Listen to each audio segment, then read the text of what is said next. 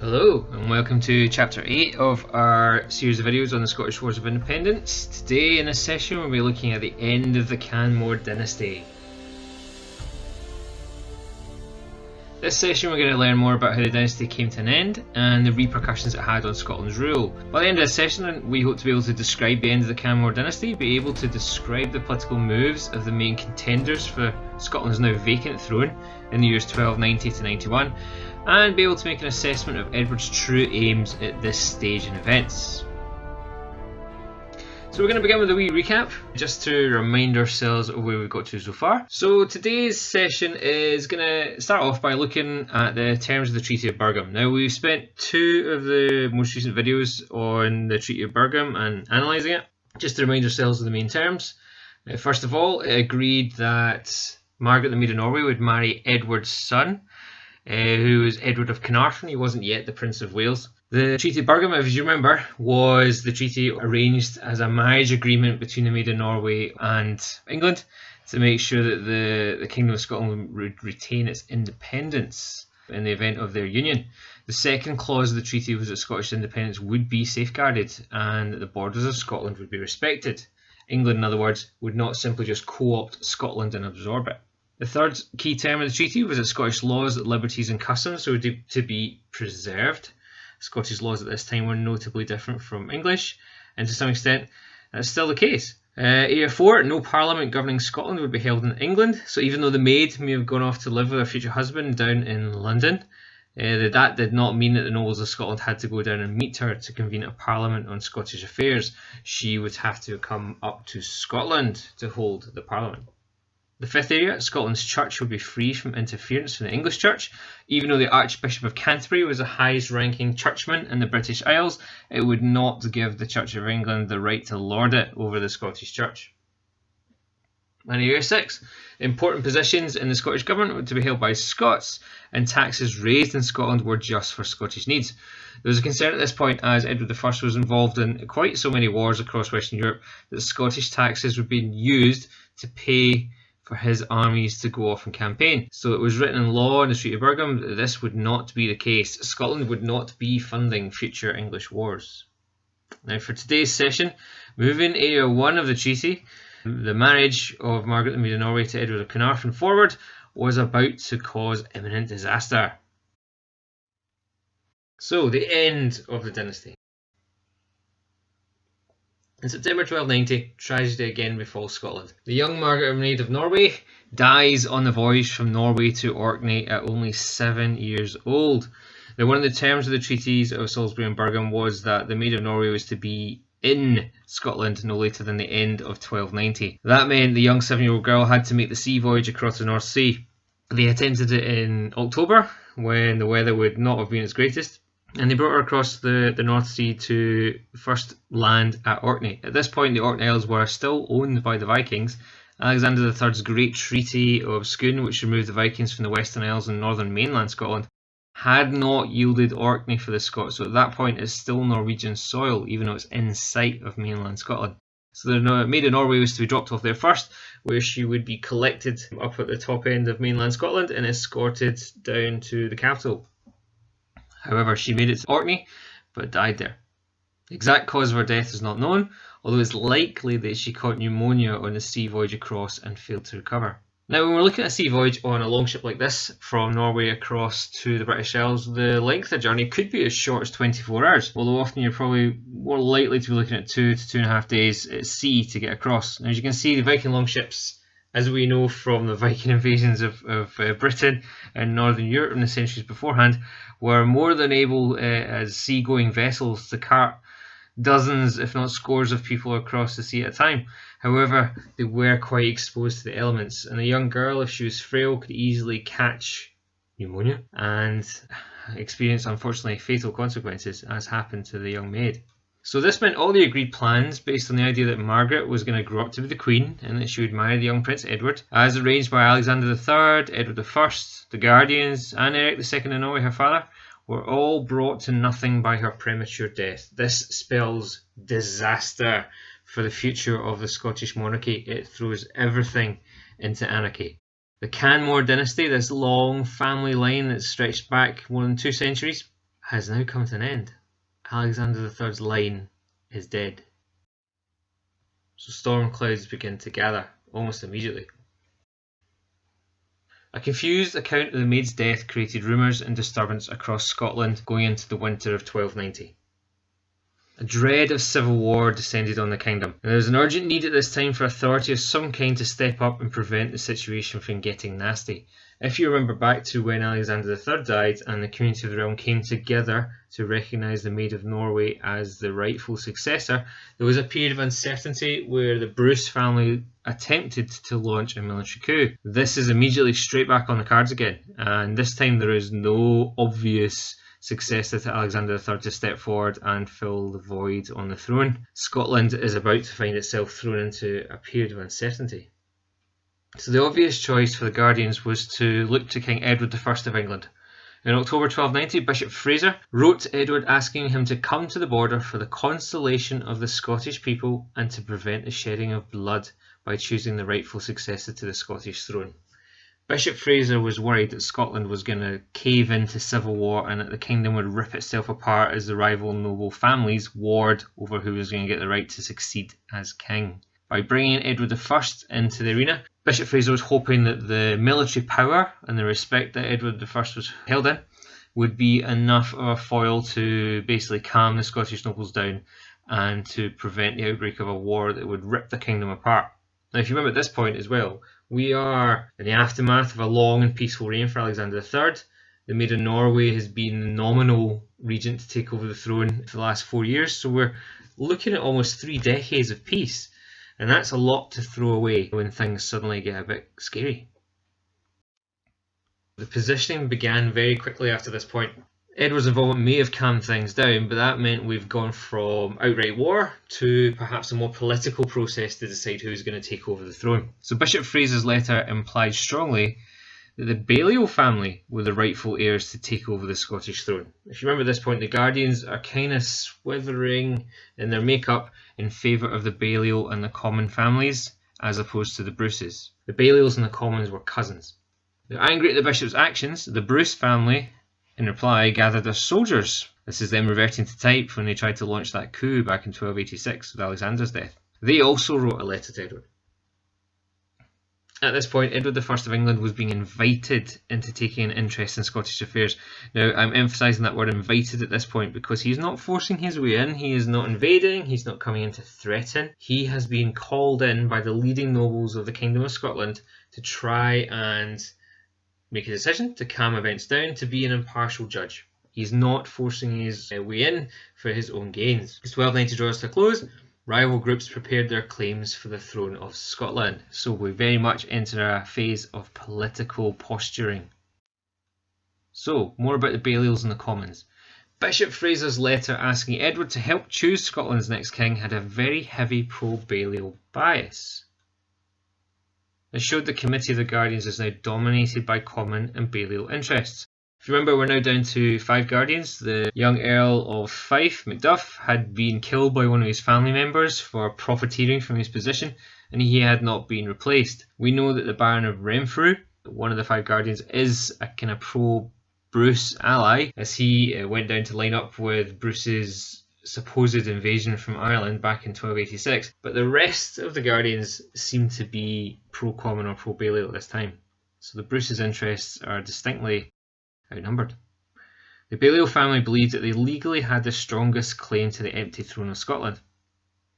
Now, even though they thought they had the law on their side, this didn't prevent them from trying to tip the scales massively in their favour.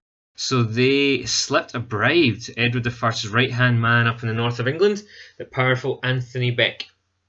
He was the Bishop Prince of Durham. Now at this time, bishops weren't purely just churchmen like they are nowadays. Bishops could also have armies.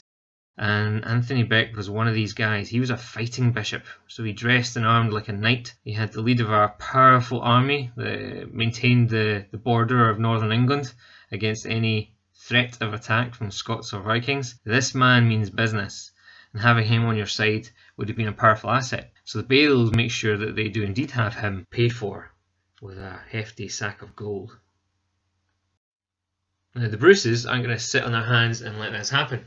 Upon news of the Maid's death, 75-year-old Lord Robert the Bruce raised an army and marched on Scone this time, near Perth, the traditional coronation site of the Scottish kings. So he is showing the rest of the kingdom that he means business. At 75, he is quite an advanced age for the time, although he's still making that move to put his family into the top spot. He, by marching on Scone, is signalling to the rest of the kingdom that he means business, and it looks very much like he intends to make a king, very likely himself. So he didn't declare his intentions, because remember, this is a political phase, so it's possibly just posturing to make him look strong, rather than actually wanting a fight. But the Bruce's move worried Bishop Fraser so much that the Guardian had sent his letter to Edward I to ask for help. Now, once Bruce hears that Edward I is getting involved, he cancels his military rebellion.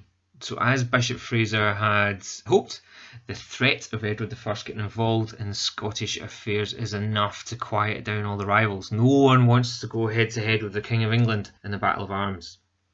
Bruce instead sent his own letter to Edward asking for help, and it was known as the Appeal of the Seven Earls. So Bruce signed it along with 6 of his close allies. So that's both of the major factions involved in the chase for the throne in Scotland have sent letters appealing to Edward to be the judge and decide on them to become the next King of Scotland. Bruce's letter asked Edward for help, this time against the schemes of Bishop Fraser and John Comyn. He is crying shenanigans. So, Edward's agenda. What's his part in this? In October 1290, Edward I was invited into Scotland's affairs as an impartial judge, although his position, as we're going to find out, was soon going to change. It was to everyone's relief that Edward had decided the dispute over the throne of Scotland should be decided by himself. But, now before I go on to talk about this, Edward's got a vested interest in sorting out the Scottish question. He absolutely had a foot in the door in Scottish power and politics with his son being lined up to marry the Maid of Norway. But all that's now gone, so he's lost this promised control he had over his northern neighbour. If he sees Scotland collapse into a civil war and fighting break out on his northern border, that potentially threatens the peace on the border of his own kingdom. So it's in his interest that that war doesn't happen. He wants the status quo, at the very least, to continue on and for the north of his own kingdom to be safe and prosperous. So it makes sense that he wants to get involved to keep things quiet. But he does something that throws the cat amongst the pigeons, and that is he'd only act as a judge if he was first made Scotland's overlord. Now this is a word we're going to hear an awful lot about. An overlord is someone who's ranked even above a king. I think I talked about this a bit in one of our previous sessions. But if you imagine kings across Europe at this time, they're all nominally supposed to be the same rank. The only person technically above them is the Pope, because he speaks on behalf of God in Europe at that time. But otherwise, the king should be the top person in the land, the one who gives the instructions. Sometimes, however, we find that when countries go to war with each other, and if one kingdom was defeated by another, they may have to recognise that victorious kingdom and king as being superior. And that's when kings no longer have exactly the same rank and one becomes the top dog. What Edward is suggesting in this case is that he is recognised as the top dog in Scotland. He's not the king. He's more important than any king that can come along. Everyone would have to follow his instruction. Everyone would have to follow his command.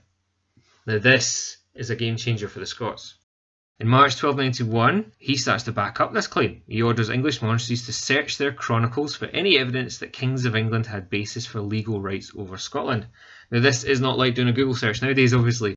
In medieval libraries, a lot of documents were perhaps not even in book format. They might have just been rolled up scrolls. So you would have to do a search. You'd have to put your literate monks, the ones who could actually read, to task to go and scroll through all these, scrolls and books to go and find the piece of information you need. So that's like going through an entire library hoping to find a single sentence that is relevant to what you want. That takes time. So he may have started this job in March 1291, but realistically he would possibly have to wait for months until the kingdom's resource of chronicles and whatnot had been checked over by the monks for the evidence he wanted. So Edward is looking for that legal evidence, that bit of written down information from the past that shows he has a right to maintain this position of overlord and take control of this process. So there's a bit of historical debate about this. What exactly is Edward up to at this time?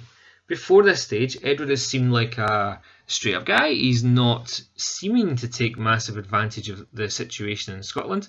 We don't have a king, so therefore we are a bit weaker. But Edward doesn't seem to have tried to pull a fast one on the Kingdom of Scotland, as it were, and take advantage of that situation. This possibly signals that something else is happening. So we're going to go through the arguments on either side. And this is something that historians do argue about nowadays, looking back on this period in Scottish history. What is Edward up to? On one side, we have Edward being fair. What's the evidence for that? If Edward's authority was not recognised by all, his decision on the next king could be challenged, and that could cause a civil war. So that would be a bit of a disaster for the process, yes. If not everyone signed up to his decision at the start, he decides who's going to become king, it then undermine the authority of the person who eventually gets chosen, because not everyone's bought into that process. So that's a good reason to say that yes, he should be recognised as overlord, so everyone agrees with the result. Another argument from being fair is that Edward was invited by both of the major factions. So both Bishop Fraser, representing the Commons and the Balials, and Old Bruce himself sent letters to Edward asking him to get involved. So he has a reason to be there. He's not showing up uninvited. Edward had chosen kings for other countries across Europe, so he's done this before. He's got prior experience. He seems the right man for the job. And Edward has a reputation at this point of being a good king. He's been on the throne for literally decades by this point in England. He is a safe pair of hands. He has made good laws in his own land that people have respected. He seems to be a fair king. He's a warlike king, and he spins things for his own advantage, but he is a fair king. And he seems like, with the respect he has, the power he has, the fact he's a neighbour, the old ties he had, being the brother-in-law of Alexander III, there's a list of reasons that make him the right man for this job. However, historians in the past have pointed out there are some flaws with Edward's position at this time. Now, what evidence is there to say that Edward is pulling a fast one here and that he is trying to take advantage of the situation to possibly net Scotland for himself? Clues to this argument are Edward's monasteries were searching the records to support Edward I's own claim over Scotland. So what if he's taking part as a judge in this process and then he pulls this bit of evidence out of the bag that says, "Oi, hang on, actually Scotland's mine"? That seems very dodgy for the judge to possibly spin the tables and take the competition out of the Guardian's hands completely and just declare himself the winner. That seems against the rules, doesn't it? Next is that Edward had already conquered Wales and parts of Ireland by this time. It was his ambition to rule all of the British Isles, because he felt it was, in a way, a bit of an insult to say that how can he go off and campaign in mainland Europe and try and conquer bits of France when he can't even control his own island. So you can see that it fits his ambition to own Scotland. You can see Edward could take advantage of being made the overlord of Scotland because he could basically just absorb the kingdom into his own without any armed resistance and with perfect legal right to do so. So it absolutely falls into his favour for Edward to be working this situation for his own gains. And the death of the Maid had robbed Edward of his chance to bring Scotland under his family's rule. This is a golden second opportunity being landed in his lap, and it would surely be crazy of him to pass this up. So there's a basic summary of the reasons for and against Edward being a manipulator, a man out for his own ends in this situation. So the great cause, as we call it, this competition to decide who the next king of Scotland is going to be, is about to begin. In April 1291, Edward came north to the border with Scotland to begin the process of choosing Scotland's next king. The border this time follows the line of the River Tweed, as it does today. Edward set up court at Norham Castle on the south bank of the river. This is a picture of me there in the Great Hall where Edward would have sat. The Scottish contenders gathered at the small town of Upsettlington, which is an awesome name for what's going to happen to them, on the north bank of the river facing out across Norham. The great cause to choose Scotland's next king had begun. From what we've picked up today, I would like you to have a go at these questions here. Now, the first 5 questions there are very kind of straightforward. They're going to be based on the notes that you've taken as you've gone through today's session. The 6th question is going to push you a wee bit, and it's asking you to make a judgment for yourself based on that historical debate section we just went through from 1291 on what is Edward's agenda. Is he, in your opinion, out for personal gain at this stage, or do you think evidence points to Edward being the impartial judge, playing things by the book, and just wanting to make sure things are done properly for the ongoing safety and protection of all? It's going to be your judgment. I want to see you back up your decision. Okay folks, that's all for today. I'll see you next time.